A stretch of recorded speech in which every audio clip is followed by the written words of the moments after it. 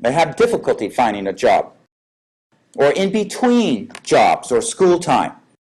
They would take the gospel, maybe they're 18 years old or 20 years old, and as a group, they would go and start visiting other places and spreading the gospel. They were evangelists.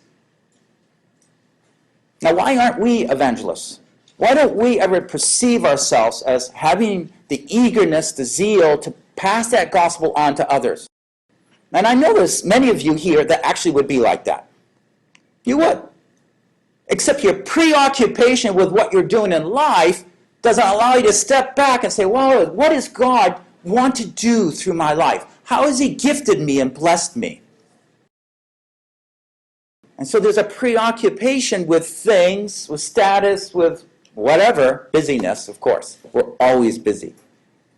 Or maybe games. Maybe you're busy with games. I don't know. But there's things there that we don't perceive as. So we look at one person having all the gifts as a pastor and ourselves as just being fed. That's not the concept of the church. The concept of the church is that we're developing leaders all the time. They're developing, enriching their gifts, that they can come up and do the works of service, as it says in Ephesians 4. Each of you, I want you to think of yourself as the church. When we think of the Antioch Church, yes, they had prophets and teachers, both in the plural.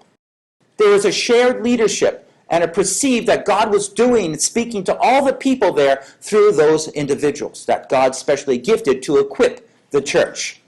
That is the shared leadership. I remember I grew up, I didn't grow up in this church. I joined a Baptist church at one point. A Baptist church is traditionally one that has one pastor and they have a board of deacons.